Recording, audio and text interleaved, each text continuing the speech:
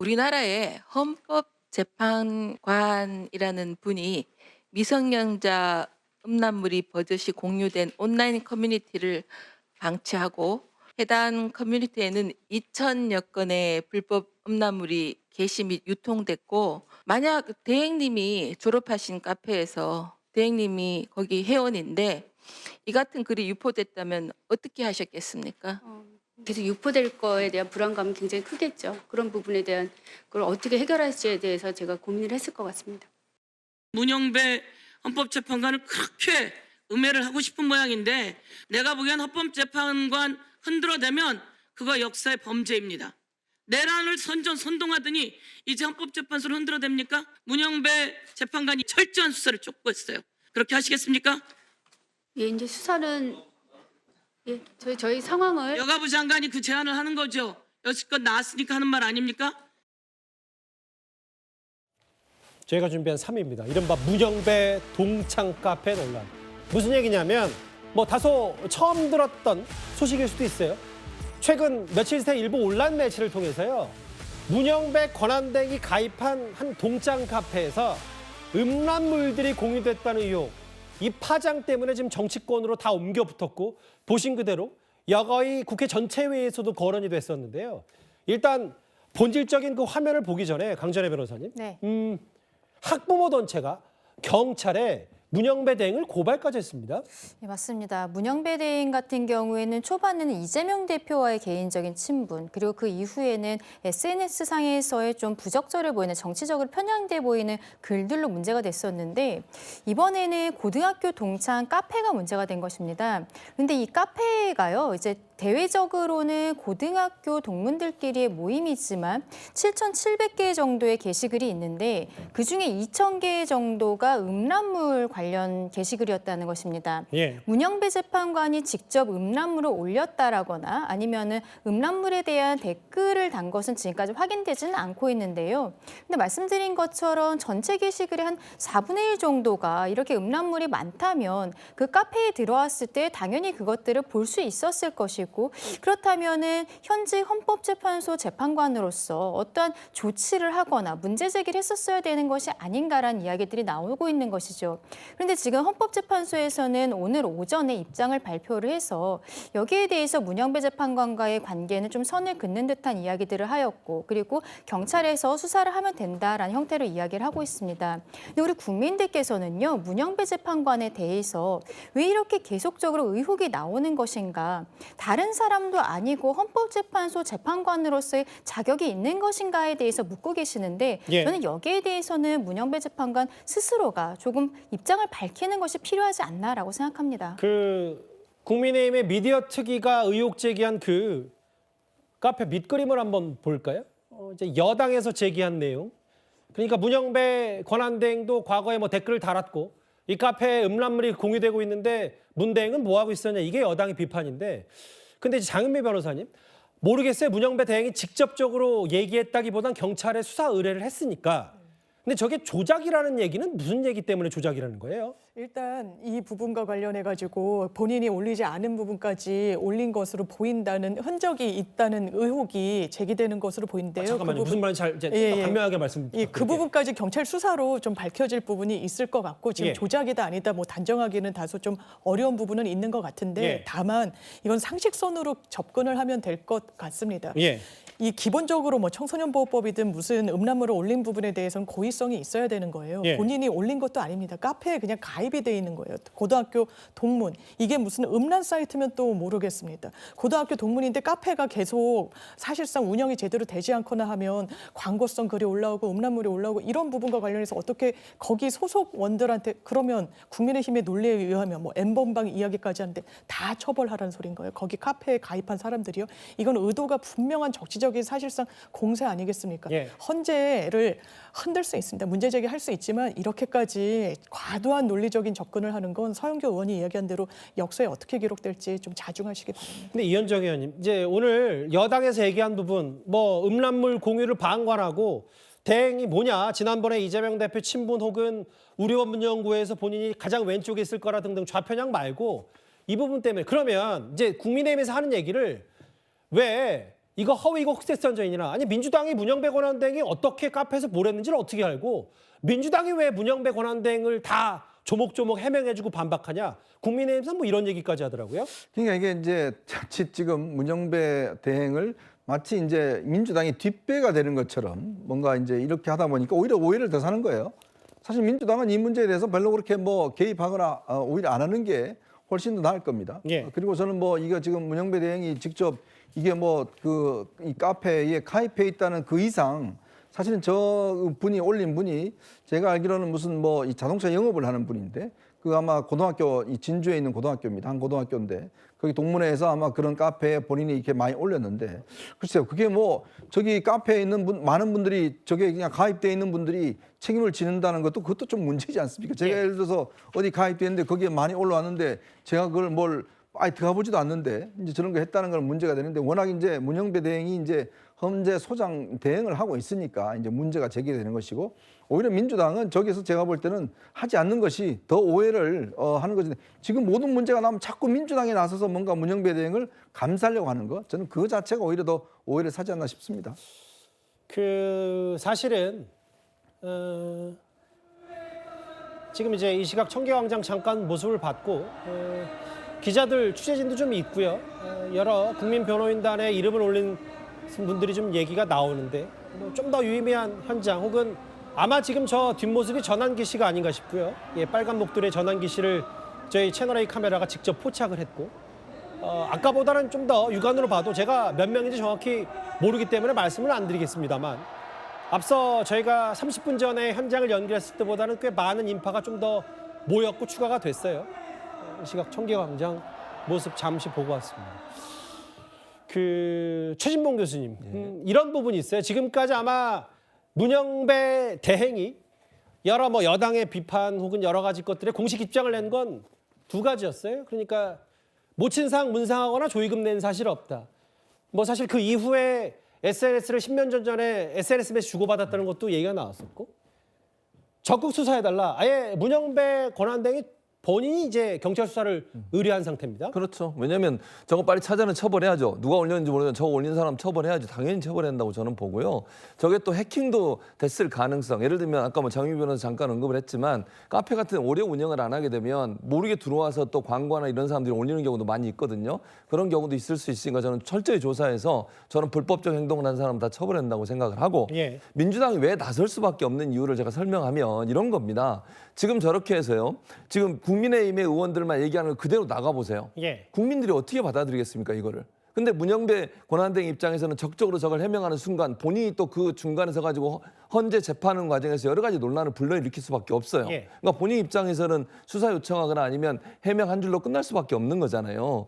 그러면 국민들 입장에서 여론이나 아니면 언론에 보도되는 이런 내용들이 그냥 헌재가 문제가 있고 문영배 재판관이 문제가 있는 것처럼 인식되는 내용들만 보도될 수 있는 위험성이 있는 겁니다. 말씀 끊어서 정말 죄송한데 예. 근데 제가 궁금했던 게 뭐냐면 노정면 의원이 어떻게 알고 저게 허위다, 가짜다, 흑색선전이다 규정할 수 있는지. 왜냐하면 그건 문영배 권한대행 딱 본인만 알 텐데 민주당이 마치 모르겠어요. 가짜라고 규정해서 민주당이 엄호해주면 그건 모르겠는데 저 카페가 조작인지 허위인지 혹은 흑색선전인지를 노정면 의원이 어떻게 하는지 제가 그 질문의 포인트는 그겁니다. 그건 저도 모르죠. 그러니까 노정면 예. 의원은 어떻게 판단하는지 저는 모르는데 지금 이제 문영배 재판관에 대해서 헌재 재판소장 권한대행에 대해서 여러 가지 공격이 들어오는데 예. 그 내용들이 사실은 국민들 입장에서는 상당히 헌재 재판의 신뢰성을 떨어뜨릴 수 있는 요소들이 너무 많다는 거예요. 예. 그러니까 거기에 대해서는 반론을 누군가가 제기를 해줘야 되고 지금 국민의힘이 정치적으로 이렇게 나오는 거니까 민주당 입장에서도 그러면 거기에 대한 반론을 제기하는 액션이 필요한 부분인 거죠. 그래서 그렇게 나오는 거지 무슨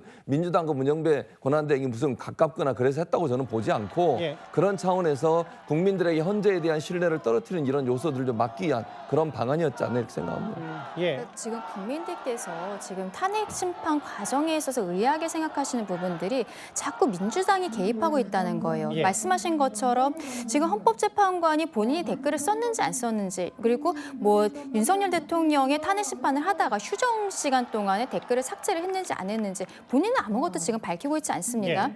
그런데 민주당에서 공식적인 채널을 통해서 그거 다 가짜뉴스다라고 이야기를 하는 거예요. 그런데 그 이전에도 보면은 지금 곽정근 사령관이라든지 그리고 김현태 707 단장, 홍정원 처장이라든지 이런 사람들이 어떠한 대한민국의 본격적인 수사를 받기 전에 항상 민주당 의원들과 접촉을 했었다라는 거. 이것들이 드러나면서 국민들께서 진술이 오염된 것이 아니냐라고 생각하는 거 아니겠습니까?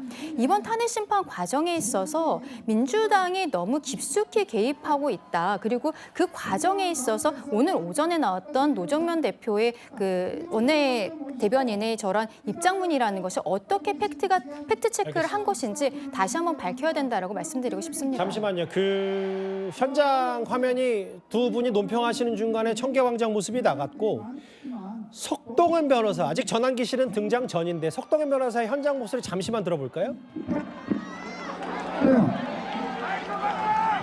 자, 여러분, 변호인단과 함께 우리 국민변호인단의 대표격이랄 수 있는 전환길 선생님과 대통령 변호인단을 함께 모시도록 하겠습니다.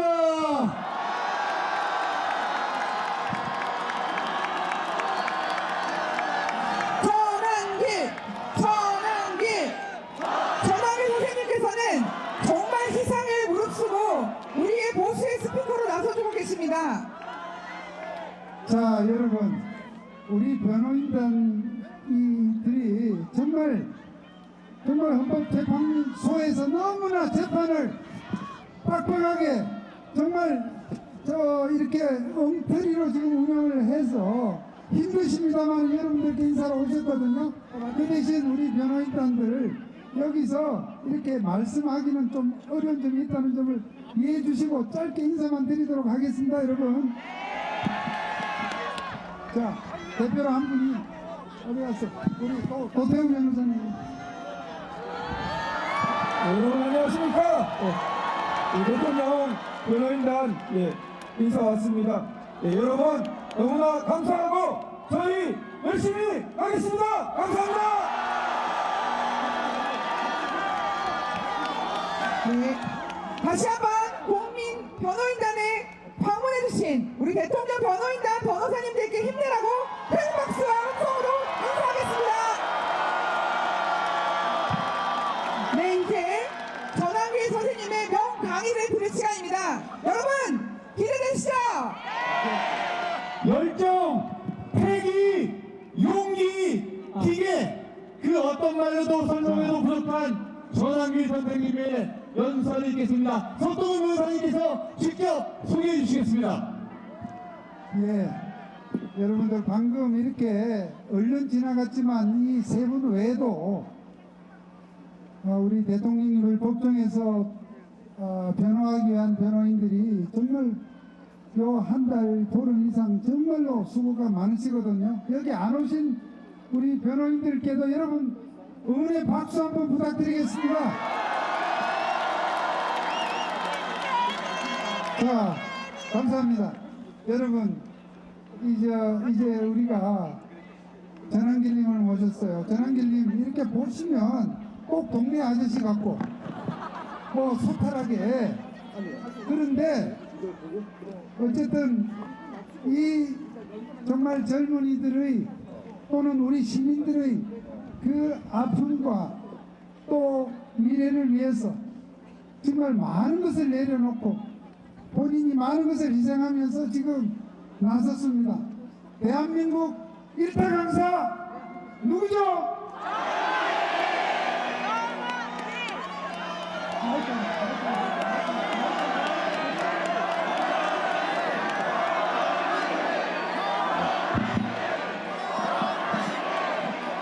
자, 감사합니다. 우리 전환길님이 요즘 좀 많이 바쁘세요. 아시지 않습니까? 많이 힘들죠, 요새. 그래도 저야 우리도 이래 얼굴도 내비치지만은 이 얼굴 서로 아무도 안 알아주고 누가 나왔는지 아무도 안 알아주는데도 불구하고 아스팔트 위에 앉아 계시는 저런 분들이 진정한 주인공이고 저런 분들이 진짜 다 애국자고 저는 그냥 머슴일 뿐입니다. 제가 요즘 말씀을 들어보면 물론 강의도 잘하시겠지만 요즘 연설을 들어보면 한마디도 빼고 보탤 말이 없어. 정말로 그런 여러 가지 좋은 내용들을 어떻게 강연 준비하듯이 하신 거예요? 아니면 어딘가에서 이렇게 다 솟아나는 겁니까? 저는 지금 마이크 하잖아요. 저는 지금 일어나고 있는 대한민국의 일들 그리고 국가 위기 상태 그리고 속에서 제가 이렇게 마이크 잡고 여러분들 앞에 이렇게 강연 또는 연설할 수 있는 이런까지도 저는 개인적으로 크리스찬입니다. 그래서 하나님의 모든 것을 인도하고 계시고 그래서 그 능력을 믿고 또 이 대한민국이 지금 체제 전쟁이기도 하고 우리가 싸우는 게 영적인 전쟁이기도 하거든요. 저는 여기 앉아 계시는 중에서는 개신교도 있고 또 가톨릭도 있고 불교 믿는 분도 계시겠지만 이런 종교의 자유가 있고 신앙의 자유가 있고 또 표현의 자유가 있는 이런 대한민국을 지켜야 되겠다는 생각 때문에 나섰을 뿐입니다. 그래서 제 분에 넘치는 이런 말을 지금 하지만은 저는 언제나 한결같은 마음 똑같습니다. 다 같이 공통의 목표가 있지 않습니까? 우리 윤석열 대통령님 다시 탄핵 기각시키고 직무 복귀시켜서 이 자유 대한민국을 수호하고 지키고자 하는 여러분의 뜻과 저는 하나입니다. 그래서 단지 저는 마이크를 들었을 뿐 그 차이밖에 없다고 생각합니다. 네.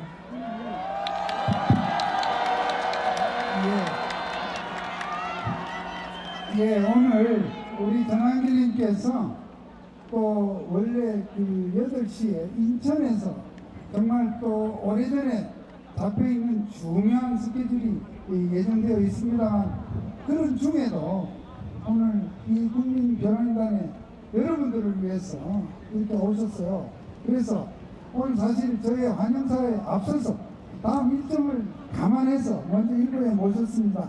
이제 우리 전한길님의 좋은 말씀을 우리가 함께 듣기로 하고 그동안 전국을 다니면서 많은 그 강연하느라고 지금 굉장히 이 목이나 성대가 그 하실 텐데 오늘 이분들에게 정말 짧은 시간에 아주 컴팩트하게 좋은 말씀 좀 부탁드리겠습니다. 여러분 감사합니다.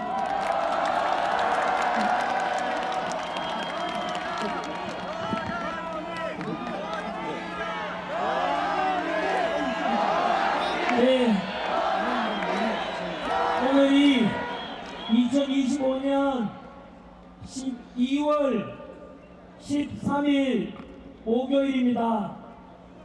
현재 이 자리는 아마도 현장에 참석해서 지금 지켜보고 계시는 많은 분들은 서로 옆을 쳐다보면 이 저녁에 바쁜 가운데서도 이렇게 많은 분들이 나와 계시는 것에 대단히 감동스럽고 우리가 출신은 다르고 나이는 다르고 또 종교도 다르지만 이곳에 모인 수많은 모든 우리 시민들의 목표는 하나 때문에 여기 왔지 않겠습니까? 그 목표가 바로 우리의 대통령은 윤석열 대통령. 스튜디오로 다시 한번 들어와 볼까요? 전환기 씨가 연달에 섰고 전환기 씨뿐만 아니라 석동현 변호사 그리고 조금 전에 8차 탄핵 심판 변론기를 마치고 대통령의 대리인단, 변호인단도 직접 여기 국민변호인단 행사에 참석해서 아까 연단에 섰던 모습까지 전환기 씨의 목소리는 저희 채널의 유튜브를 통해서도 지금 실시간 현장을 라이브를 켜라 생중계가 되고 있으니까요. 그것도 한번 참고하시면 될 것 같습니다.